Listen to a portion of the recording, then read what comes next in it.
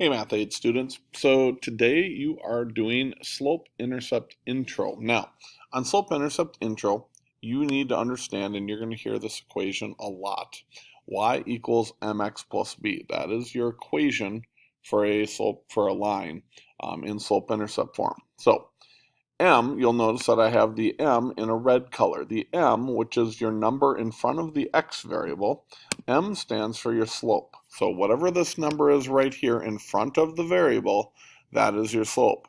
So then what does the B stand for? Well, let's see here.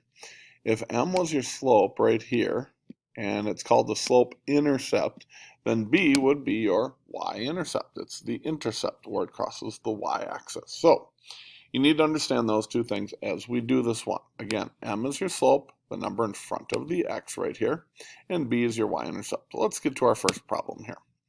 Complete the equation of the lines whose y-intercept is 0, 5, meaning this B thing will be 5, and the slope is -9, which means the number we put in front of the X term will be -9. So how do we write that?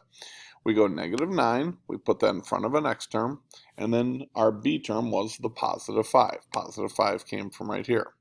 Had this been a -5, then this would have been a -5, but it wasn't, it was positive, so we kept that as a +5. Hopefully that makes sense. Next one.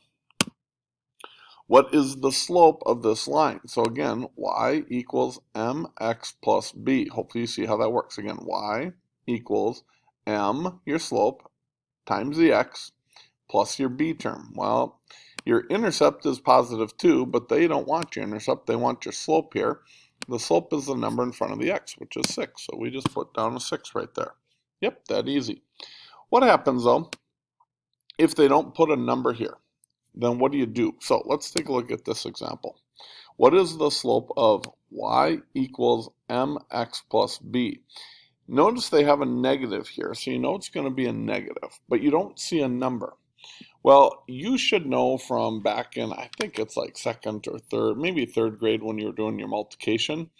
When you multiply any number by 1, the 1 disappears. Like 1 times 4 is 4, 1 times 7 is 7, 1 times 6 is 6. So 1 times x would just be x, and you don't need to put the 1 in front of there. So if you ever just see an x term, the answer would be 1 for your slope. And if you see a negative x, the answer would be, take a guess, -1. That's correct. All right, last one right here. What is the y-intercept of this here? Now, they put it in different order, but don't let that confuse you. It's y equals, normally I know it goes mx. However, the x term's over here. And remember, m, your slope, is the number in front of the x. Well, the slope in this case would be -4. So the slope is -4, and that means that the y-intercept would be this number. That number is a +3. Okay, remember when you write a y-intercept, it's a point on a line, and the y-intercept is when x equals 0 and y equals 3, so it would be letter C. If you need me to check answers, I'm happy to do so. Good luck. Bye-bye.